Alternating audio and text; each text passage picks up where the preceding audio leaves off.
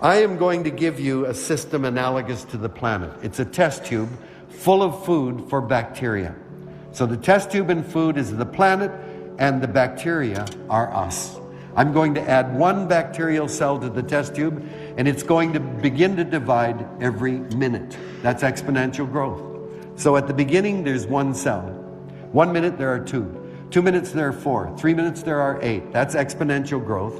And at 60 minutes, the test tube is completely packed with bacteria, and there's no food left. Now, what's interesting with Suzuki's perspective is that this debate has been going on for over 2 centuries. And he does not acknowledge the fact that none of what he says has not been said before. And it's been proven wrong for at least 8 generations. There is a 19th century economist named Henry George who famously said, the more jayhawk, the less chicken, but the more man, the more chicken. Humans are not only mouths that need to be fed, but they're also hands to work and brains to think up new solutions. So all the arguments against Suzuki that we discuss in our article have been around for a very long time, and Suzuki does not even acknowledge their existence. And actually demographers and economists have long noted that human populations never increase exponentially, never. I mean, even as recently as Julian Simon, we can find a variety of information about this. So one of the problems with Suzuki's analogy is that he describes it as exponential growth. Steady growth over time, whether it's the amount of garbage you make, the size of your city, the population of the world, anything growing steadily is called exponential growth.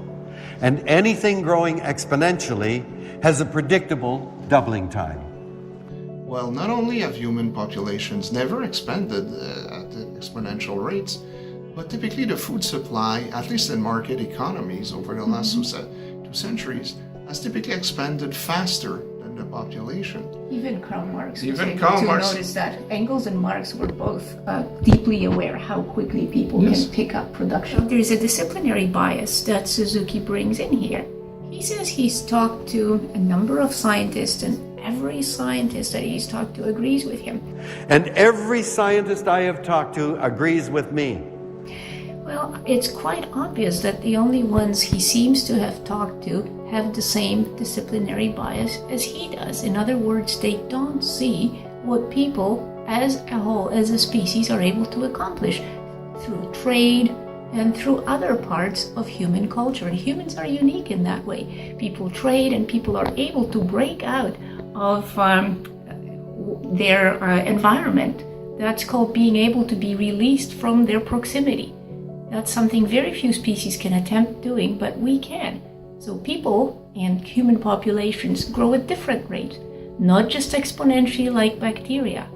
However, resources that we can manage and produce can definitely keep up with human growth, and at different times they have even outstripped it. So what Suzuki described is not a process of development where you do different things, you create lesser problems than those that existed before, you innovate, like for example, instead of living on praise or hunting for resources, our ancestors developed farming, they specialized in what certain regions did best, they traded with each other. What he describes is a process in which unthinking bacteria only do 2 things, they eat and they reproduce. Well, obviously this has nothing to do with human societies.